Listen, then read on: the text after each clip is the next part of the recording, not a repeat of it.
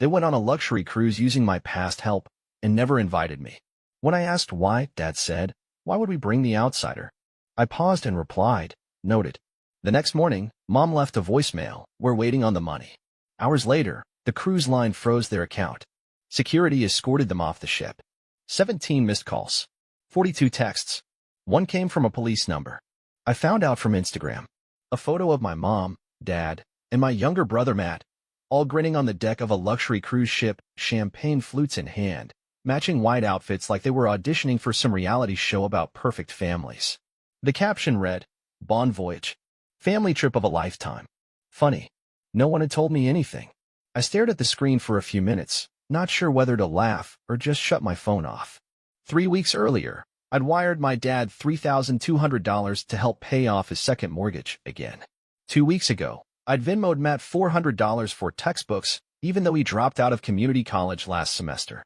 And just 5 days ago, my mom called crying because she didn't know how they'd afford the utilities this winter. Yet somehow, they had money for a 7-day luxury cruise to the Caribbean. And I hadn't even been invited. I called, more out of morbid curiosity than anything. Dad picked up on the third ring. "Oh," he said when he heard my voice.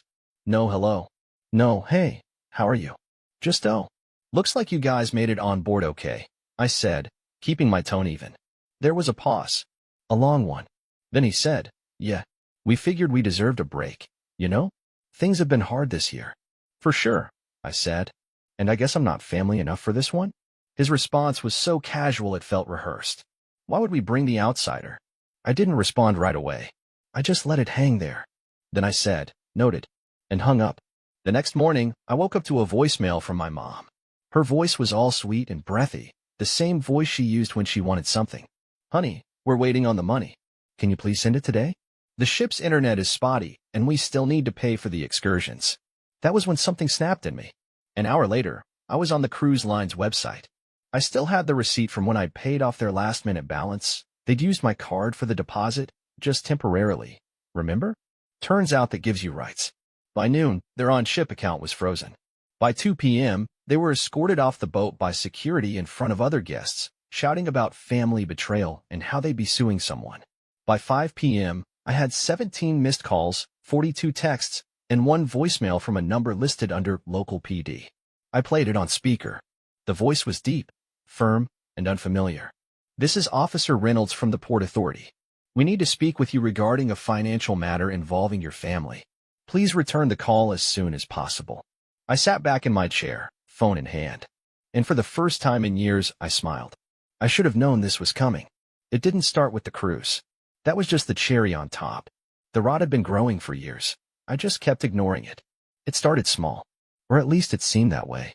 I got my first real job out of college and moved into a tiny apartment. My dad called me the next day asking if I could spot them for a surprise plumbing repair.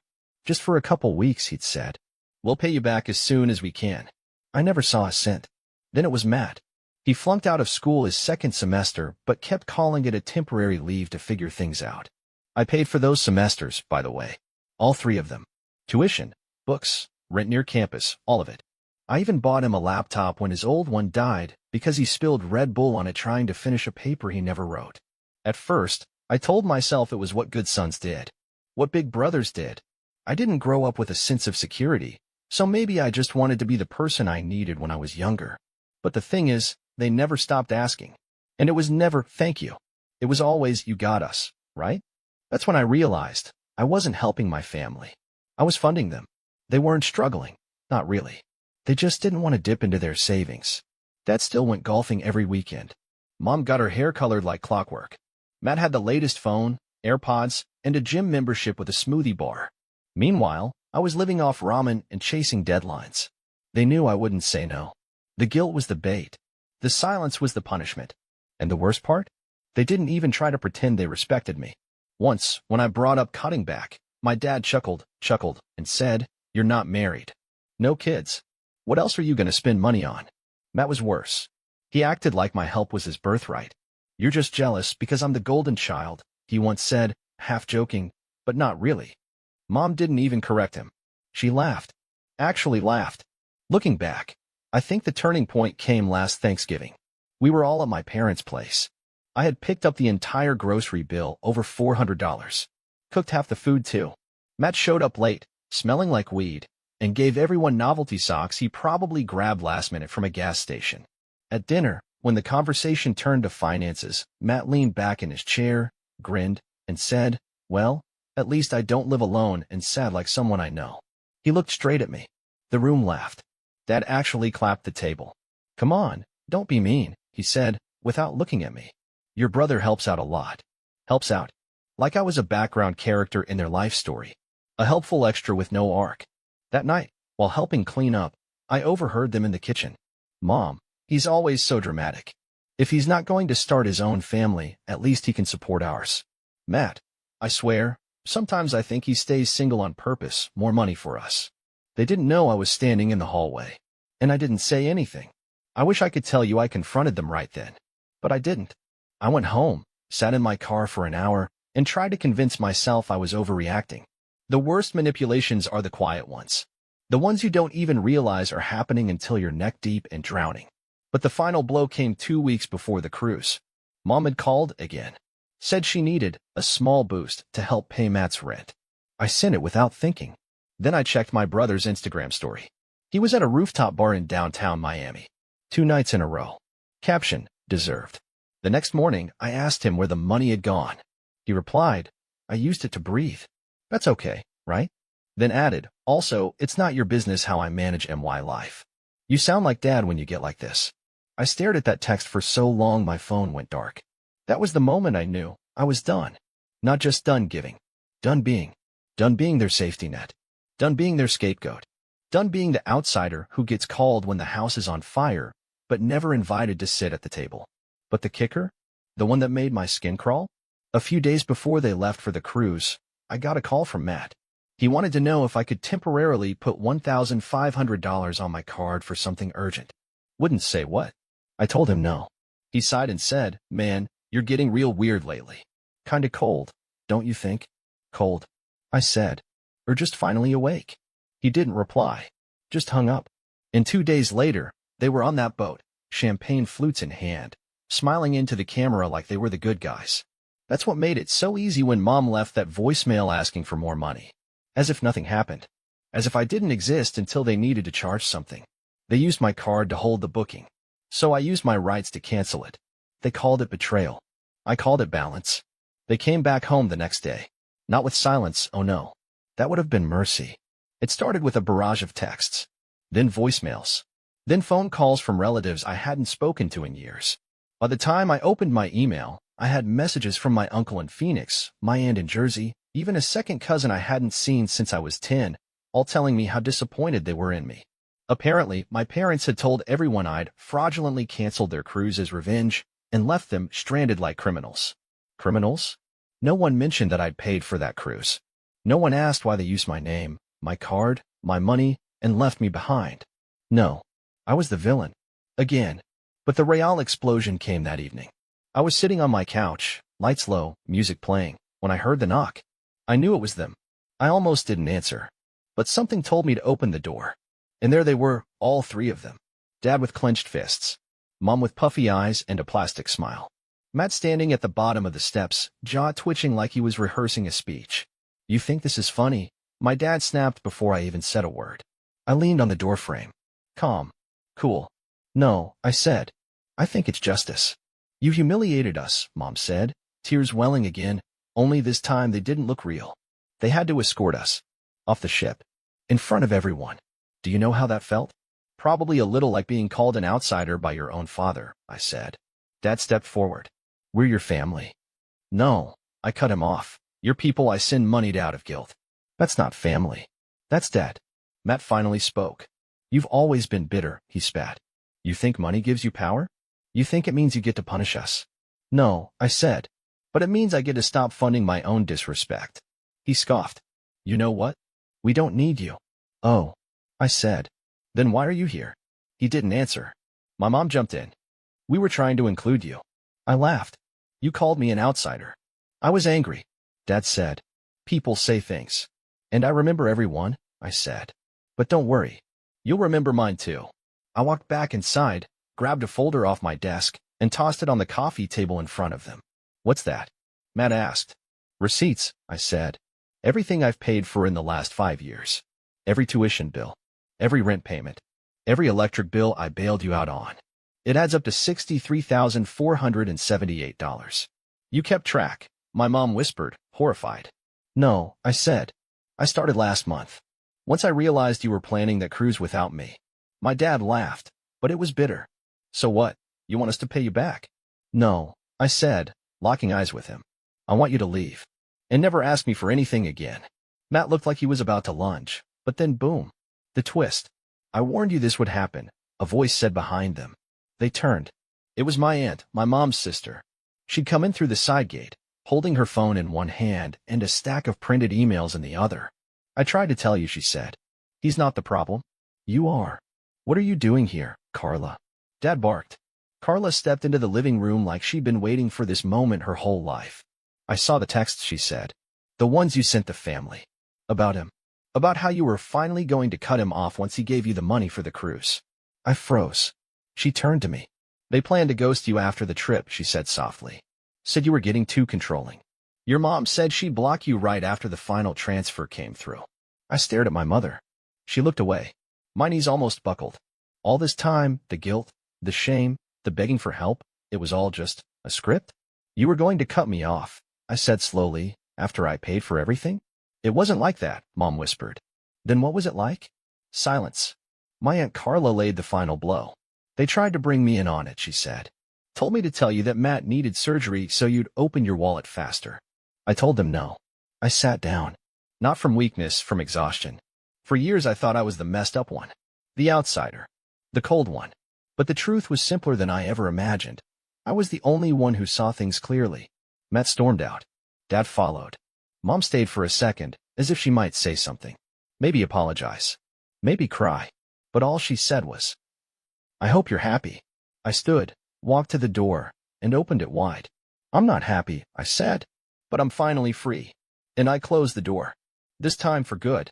2 days after I slammed the door, I got a call from a blocked number. I let it ring. Then came another one. And another. Finally, I picked up, annoyed, ready to snap. But the voice that greeted me wasn't family. This is Officer Reynolds, Port Authority. We spoke briefly. We need to ask you a few questions, preferably in person. My stomach dropped. He was calm, professional, but his words were tight, like he was holding something back. What's this about? I asked.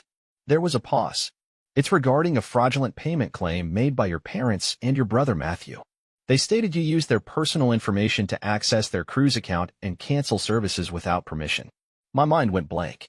I didn't, I began, but he cut me off. Mr. Miller, he said, we already reviewed the booking. The card used was yours. The billing address matches your apartment. The cruise line confirmed the account was in your name. So why? They filed a false report, he said. And that makes this a bit more complicated. We'll need an official statement. I felt dizzy. They didn't just lie. They tried to burn me. After everything, they went to the police and painted me as the criminal. Just because I said no. Just because I stopped being their bank. I showed up the next morning at the Port Authority office with my lawyer friend Marcus. I brought every receipt, every email, every screenshot. Officer Reynolds didn't waste time. He laid it all out. When the cruise account was frozen, the cruise line flagged the payment issue. Your parents claimed you were impersonating them to sabotage the trip. I blinked. Sabotage? I booked the thing. I know, he said. They said you volunteered to help, but used the card to gain control. My blood boiled. That's called paying for something. Not sabotage. He nodded. Don't worry. We're not pressing charges. But the cruise line is. They're suing them for breach of agreement and attempted fraud. Because they filed a dispute to reverse the full charge after they'd already enjoyed the first 2 days of the trip. Unbelievable. They tried to screw me and the cruise line. Officer Reynolds leaned forward. But here's where it gets interesting. He slid a manila folder across the table. Inside, screenshots. Printed text messages. One from Matt to my mom. He thinks he's smart. Let him pay for it. Once we're on the ship, he can't touch us. Another from my mom to my dad. Let him feel useful. We'll block him once the final payment clears. The messages had been retrieved from the cruise ship's guest internet logs. They'd been using the onboard Wi-Fi under my name. Everything was stored. Everything. I sat in silence, fist clenched. All those years of helping, sacrificing, carrying them when they wouldn't lift a single finger. And their entire plan was to toss me out the moment I'd served my purpose. I wasn't their son. I was a tool. But that wasn't the worst part. Reynolds glanced at me. There's something else, he said. I debated whether to tell you, but one of the messages involved your workplace. My head snapped up. What do you mean? He passed me another printout. A message from Matt to someone named Darren. You work at his office, right? HR guy or something. You should tell them he's having mental issues. Might get him out. He's getting dangerous. I stared at the paper. Matt had tried to get me fired. He sent a message to a guy in my building, someone I knew vaguely from HR, trying to suggest I was unstable. To isolate me. Cut me off. I couldn't even speak. My lawyer friend leaned forward. Can we get copies of these? He asked. Reynolds nodded. You'll need them. That night, I didn't sleep. Not because I was scared, but because I saw everything clearly now. They hadn't just used me. They wanted to erase me. And they almost did. The next morning, I packed the last of my boxes. My lease was almost up anyway. I called my new landlord, signed the final forms online, and sent one text. To all of you, we're done. No calls. No guilt. No pretending we're family. You tried to ruin my life. You tried to ruin my job. And you lost. Don't speak my name again. I blocked every number. Every email. Even changed mine. It was quiet for days. Until I got a letter in the mail. It was handwritten. No return address. Inside was one sentence. You did this to yourself. No name. No signature. But I recognized the handwriting. Matt. The same guy who said he didn't need me. The same guy who tried to destroy me. And now, he was still blaming me. I stared at the paper. Thought about burning it. Instead, I pinned it to my fridge. Like a trophy. A reminder. Of how far I'd come and how far I'd never go back. It's been 6 months. I live in a different city now. Smaller, quieter. The kind of place where the coffee shop remembers your name and your landlord actually fixes things. My new apartment isn't much, 1 bedroom, bare walls, a couch that squeaks when I sit. But it's mine. Paid for with my money, under my name, and with no strings attached. No guilt. No voicemail bombs. No fake emergencies that sound like love. Just air. The first week after I left, I waited. I kept checking my phone like someone craving a high they knew would hurt them. But it stayed quiet. They really had let go. No apologies. No confessions. Just a clean break. It should have hurt. It didn't. Because here's the thing about walking away from people who used you. You don't miss them. You miss who you pretended they were. I stopped pretending. I got a job with better hours. I started sleeping, really sleeping, not the phone on your chest waiting for a crisis kind of sleep. I joined a boxing gym. Nothing serious, but I like the feeling of impact, of grounding. And I started laughing again. The kind that comes from your gut, not the fake chuckle you give when your brother insults you and your dad calls it teasing. Some people would say I burned the bridge. I didn't. I just walked away from a house that was already on fire. And then the letter came. Not a threat this time. No one-line guilt grenade. This one was different. It came from an unfamiliar return address. Inside was a note. Just a few lines. Written in careful, almost shaky handwriting. You don't know me well. I'm Officer Reynolds' wife. He told me everything, how your family used you, and how come you stayed through it all. He doesn't usually talk about cases, but he couldn't stop talking about yours. He said, this man didn't just protect himself. He protected his future. I just wanted to say, I hope you know that walking away takes more strength than staying. And some of us are watching. With respect. Marlene R. I sat there, frozen, holding this little slice of the world I never expected. Someone saw me. Not because I shouted. Not because I fought. Because I walked and didn't look back. I pinned her note to the fridge, right above Matt's. 2 notes. One is poison. The other proof. Proof that I'm not crazy. That silence can be a language. That no matter how loud the guilt gets, peace always whispers louder. I haven't heard from them since. But a friend from back home told me Matt lost his job. Apparently, HR found a few strange messages he sent to other people in the office. He tried to blame me, again. No one bought it. Dad's business folded, too.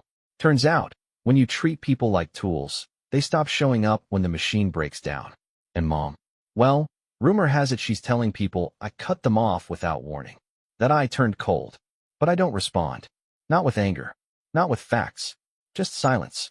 Because sometimes, the loudest thing you can say to people who broke you is nothing at all. Asterisk after listening to today's story, perhaps it has raised some new questions in your mind, or maybe it has brought back some old memories.